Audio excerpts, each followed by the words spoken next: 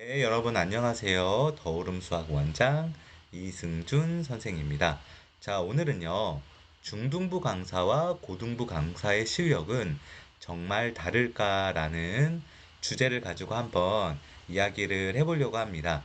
우리 부모님들이 이제 많이 궁금해 하시는 부분 중에 하나입니다.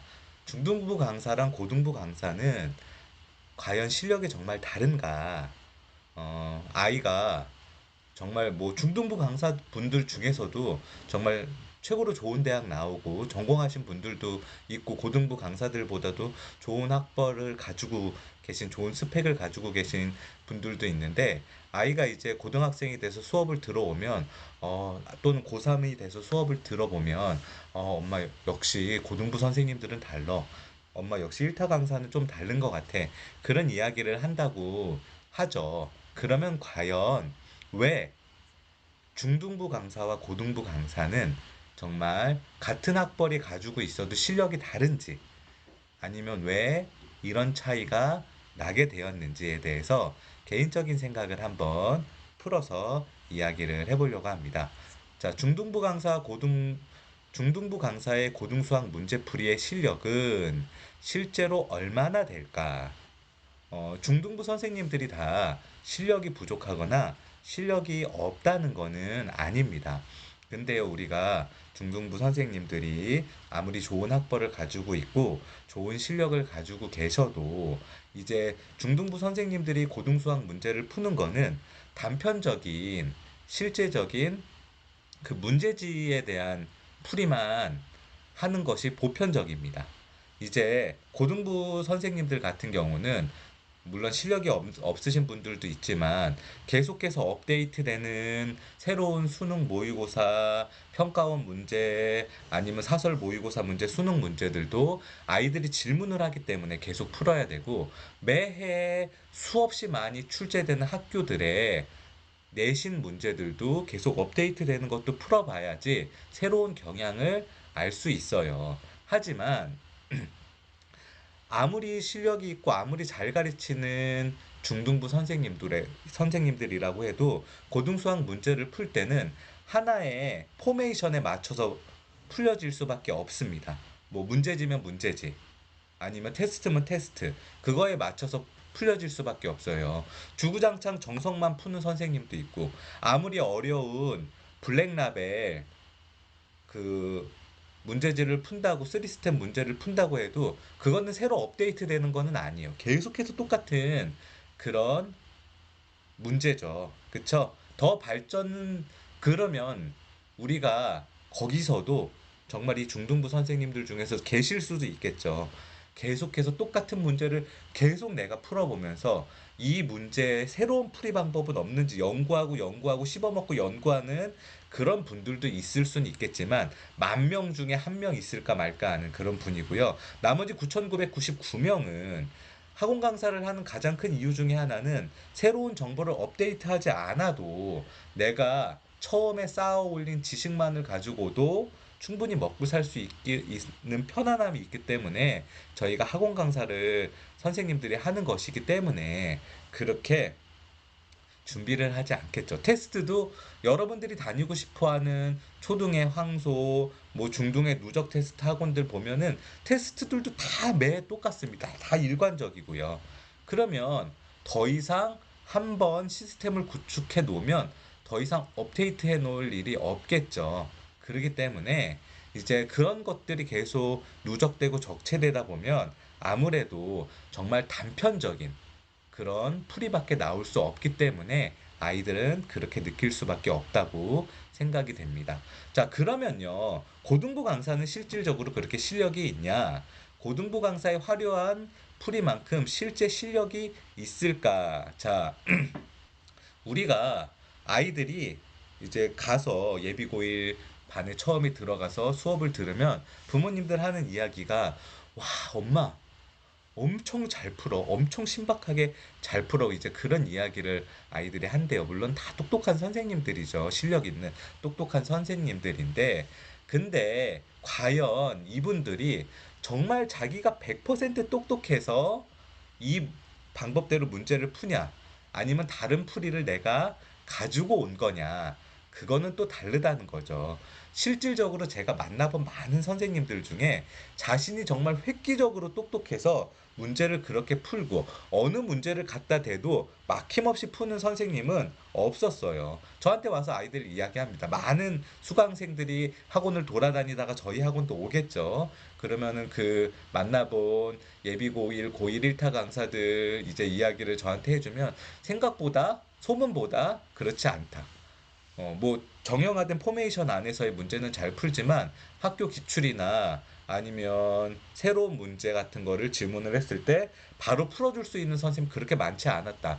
그런 이야기들을 해요. 그리고 이분들이 이렇게 화려한 문제를 이제 정말 본인이 이제 실력이 있어서 화려하게 정말 아이들이 했을 때, 아, 이걸 이렇게 간단하게, 이렇게 쉽게, 그렇게 입이 떡 벌어지게끔 그런 풀이를 이제 한다고 했을 때 제가 드리고 싶은 말은 뭐냐 하면은, 그러면 과연 이 풀이를 이해할 수 있는 친구들이 과연 얼마나 있냐는 거예요.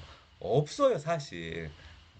뭐 정말 제가 봤었을 때는 지금 저희 학원에 이제 고3 학생들 중에 또는 고2 학생들 중에 굉장히 똑똑한 전교 1등 하는 전교권에 있는 친구들이 이제 그런 1타 강사 수업이나 고3 1타 강사 수업을 들어서 이야기를 하면 항상 하는 말이 똑같습니다. 매 하는 말이 똑같아요. 선생님, 그분 진짜 똑똑해요.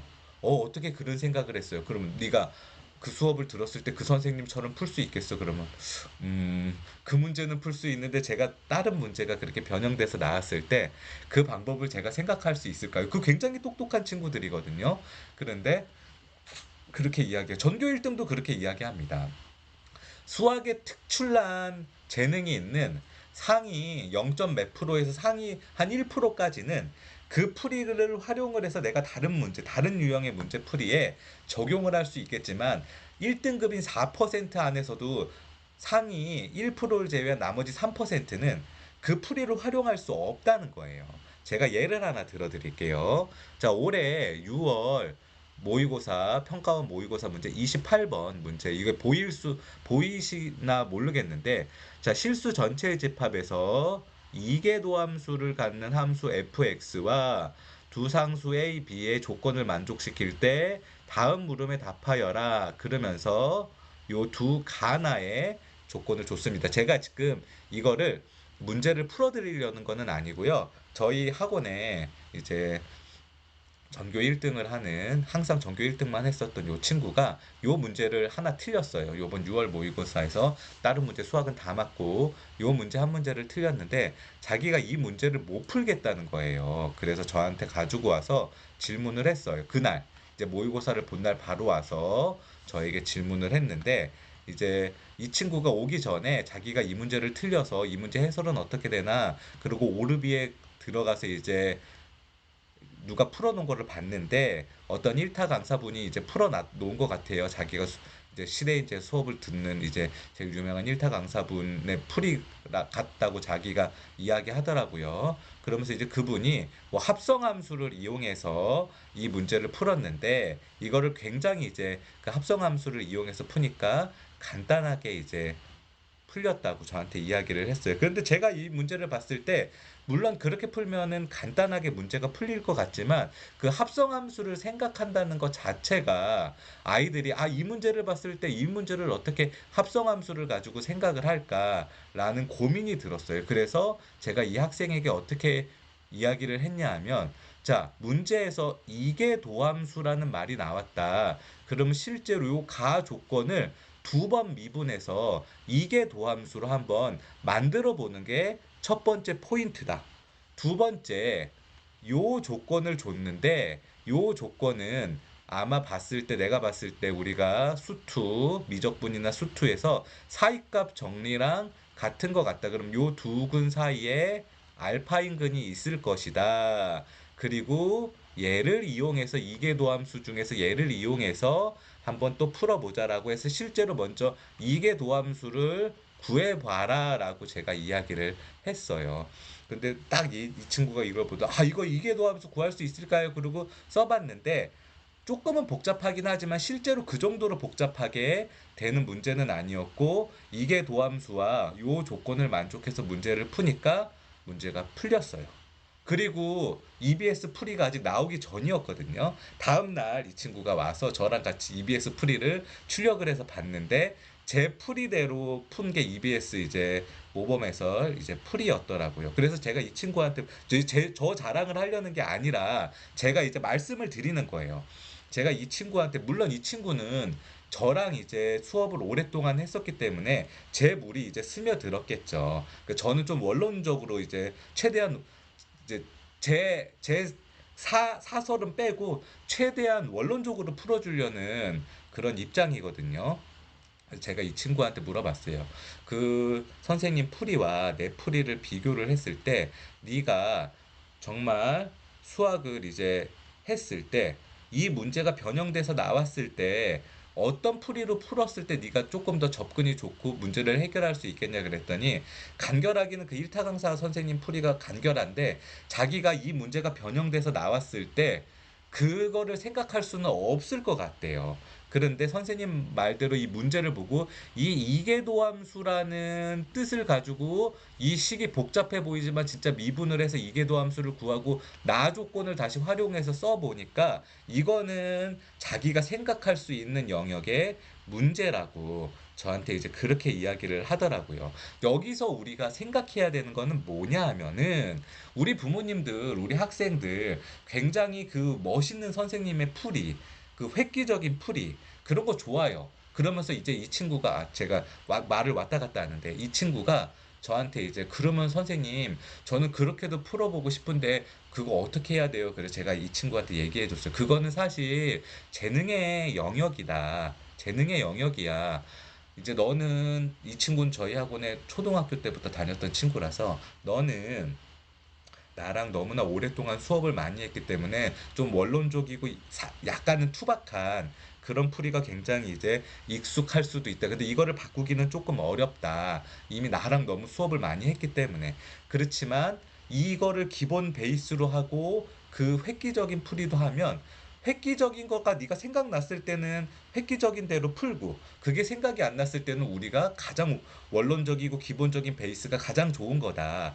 그랬더니 이 친구가 끄덕이고 이제 하교를 했습니다. 우리 부모님들과 우리 학생분들이 생각해야 되는 게 뭐냐 하면은, 그 획기적인 풀이를 과연 내가 생각을 할 수 있냐는 거예요.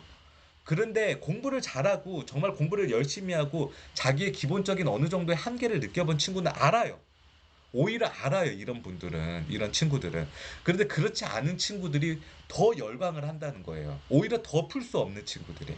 그러니까 너무나 이런 부분에 대해서 냉정하게, 우리 부모님들도 우리 학생들도 냉정하게 생각해야 되는 부분이 있어요. 계속 연결되는 부분이에요. 고등부 강사의 화려한 풀이를 이해할 수 있는 학생은 과연 얼마나 될까? 제가 앞에서도 이야기했지만 1등급 4% 중에서도 상위 1%, 그 정도밖에 저는 안 된다고 이제 생각이 들어요. 우리 부모님들은 우리 아이들이 다 똑똑하다고 생각을 하는데 그렇지 않아요, 실제로.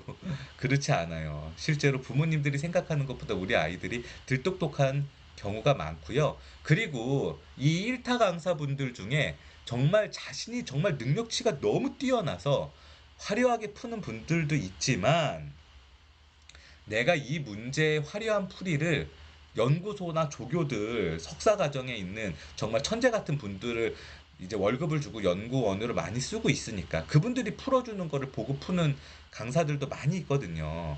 내가 이 문제를 이해하지 못하고 푸는 분들도 많아요, 사실은. 사실은 많아요. 그러면 내가 이 문제를 이해하지 못하고 학생들에게 풀어줬을 때 학생들은 100% 이해하지 못합니다. 그것을 우리 부모님들이 알고 있어야 돼요. 해답을 외우는 강사는 정말 문제가 있을까? 앞에 부분이랑도 연결되는 부분인데요. 저는 모범풀이, 모범 해답은 굉장히 좋은 이제 거라고 생각을 해요. 저는 이제 해설이나 해답을 잘 보지 않아요. 왜 해설이나 해답을 보지 않냐? 보기는 하는데 문제를 풀 때 보지 않아요. 왜 문제를 풀 때 보지 않냐 하면은, 해설이나 해답을 먼저 봐버리면요. 그러면 다른 풀이가 절대 생각이 나지 않아요. 인간의 뇌는 간사해요. 인간의 뇌는.